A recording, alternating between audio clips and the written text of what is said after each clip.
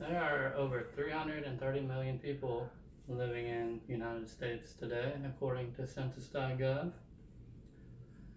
To give you an idea of how much 330 million people is, how many of us.com implies that if every single person in America stood around the earth in a single file line, we would wrap around it 7 times almost 7 times. Now, what's the one thing that all of these people depend on? Electricity. Electricity has become a necessity for everybody, businesses, everything. My name is Nathan Leach, and I've been working at Aggreko for over 5 years in power distribution. And today I would like to share with you the steps involved in producing the electricity and getting it to our homes. So the first step is the generation. Generating electricity it contains a mechanical force as well as a conductor such as copper and some mechanical force that will rotate the copper and a magnetic force. Now, we have non-renewable energy that does this, and non-renewable energy is it takes fuel, which is like the coal. They use natural gas, oil, and uranium. These gases are used to heat up and boil water, producing a steam.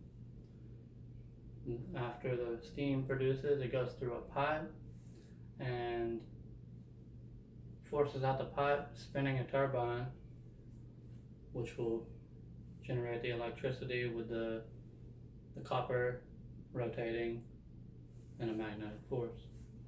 The other energy is renewable energy, which is provided by the sun and wind and water,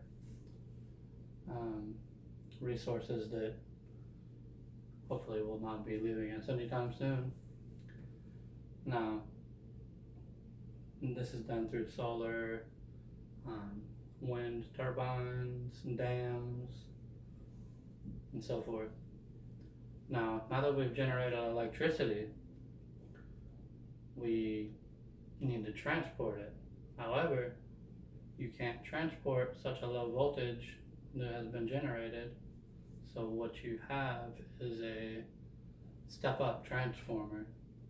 And what this does is it increases the voltage from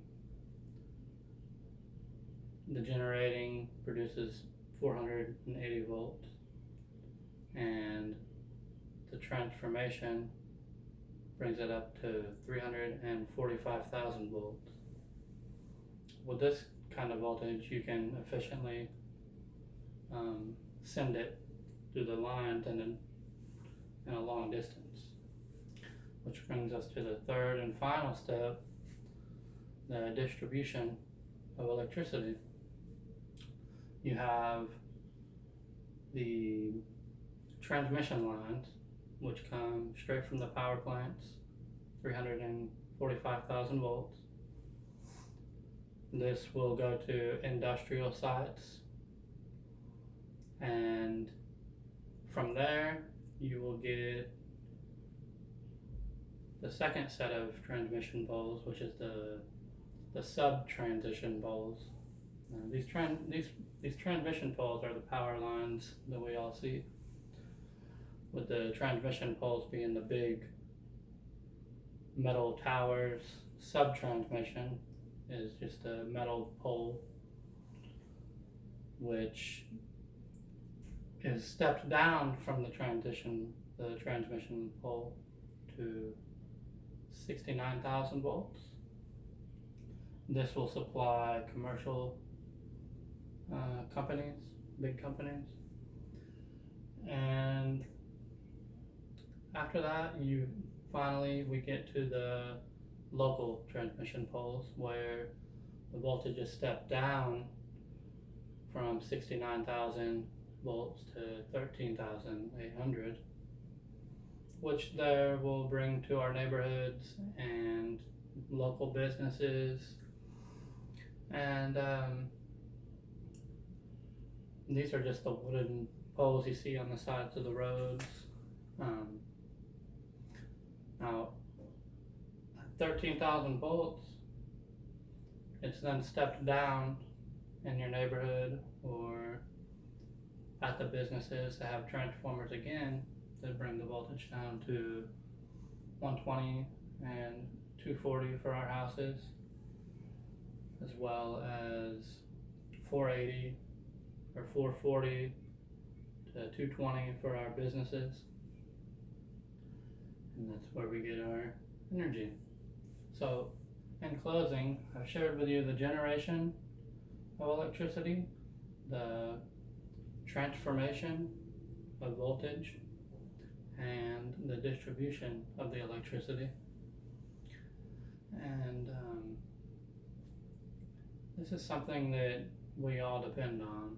You know, this is what makes the country produce goods, produce everything that we enjoy today, and really depend on as a whole. A lot of people out there that depend on it. It's continued to enhance technology and will continue to do so as long as we have it.